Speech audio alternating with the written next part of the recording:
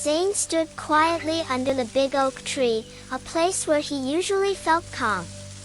But today was different. He felt like the tree could feel his sadness too. He leaned on its rough trunk, the only thing keeping him steady as his thoughts raced. His messy hair fell over his face, but even through it, you could see his pain. Around him, the rustling leaves and chirping birds made a soft, peaceful sound. The tree stood strong and alive, so different from the quiet pain Zayn was feeling inside. The countryside stretched as far as Zayn could see, with green hills rolling under a golden sky. The tall grass swayed in the breeze, creating a calming rhythm. Bright wildflowers peeked through the green, reminding him that life could still be beautiful.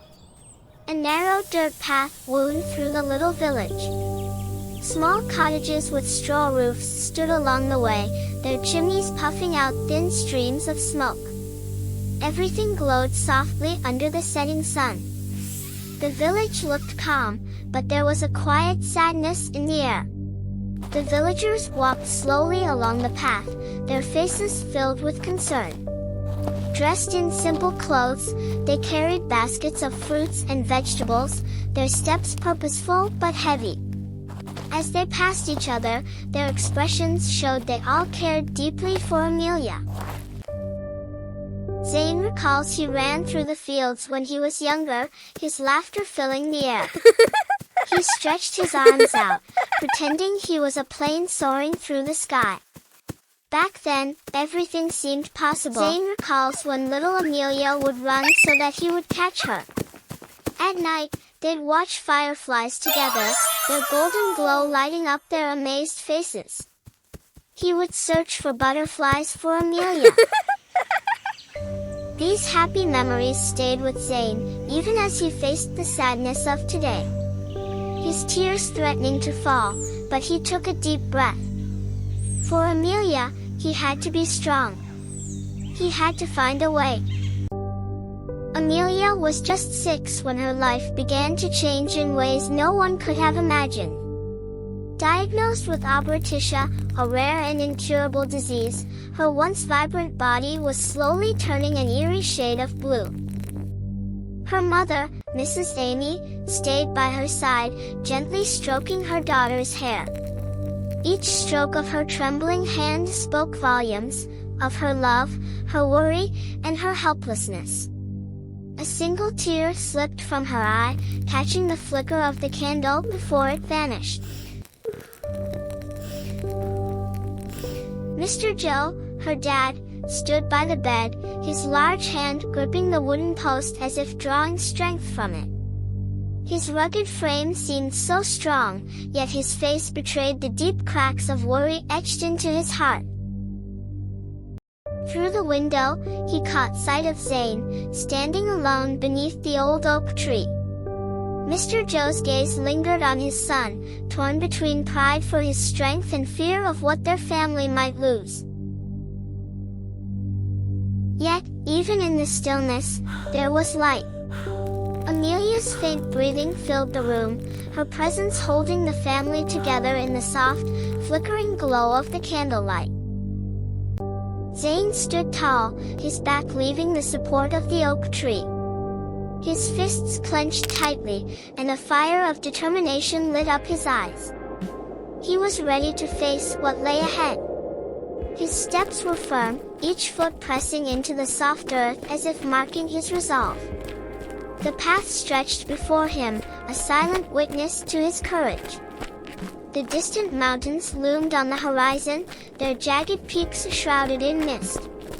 The sun's golden light painted their edges, a fleeting promise of hope amidst the challenges ahead.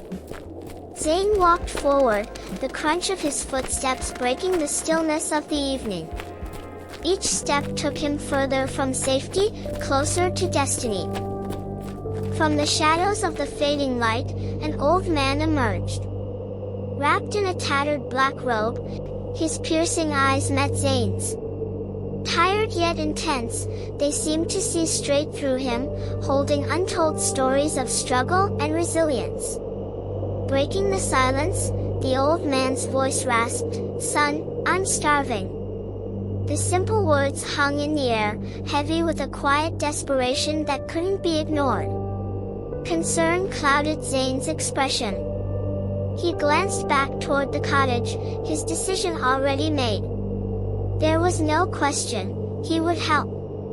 Zayn rushed into the small cottage. The old man looked around and saw the oak tree at some distance. He reached under the tree, sat on a rock, and started waiting for Zayn. Zayn rushed into the small cottage. His hands moved swiftly as he filled a basket with care, bread, ripe fruit, and a small bottle of milk. Stepping back outside, the basket in his hands, Zayn walked through the cool evening air, but before he left he grabbed a coat from a chair placed nearby. Reaching the old man, Zayn knelt and offered the basket. The old man's trembling hands cradled the basket close, his tired eyes shining with gratitude. Without a word, the old man let out a faint chuckle. "You have passed the test, young, generous, and kind boy." "A test?" Zayn could not understand. The old man continued. His voice carried a weight of urgency as he said, "I am but a messenger. Do you wish to save your sister?" Zayn's voice trembled as he replied, "Of course. I'll do anything to save her." The old man nodded solemnly. "Then listen carefully. Beyond these mountains lies the Zayn jungle. Deep within the jungle, in a cave atop Hubba Mountain, blooms a rare flower, the Blue Sharilta. It has 3 delicate petals and blooms only in the last 5 days of October. Only 7 flowers grow each year, and if they are not plucked, they wither and vanish into the air. You must bring this flower and feed its petals to your sister in milk. It is the only cure." Zayn's heart raced as he listened. "That's it? I just need to get the flower?" The man's expression darkened. "It is not as simple as it sounds. The journey is fraught with danger. The Zayn jungle is haunted, filled with deadly swamps and carnivorous plants. Few who enter ever return. Take this ring and these seeds." He handed Zayn a small pouch and a silver ring. "The seeds will guide and protect you, but use them wisely. The ring will reveal its purpose when the time comes. Guard them both with your life." Zayn took the items, his hands trembling. "I'll leave immediately.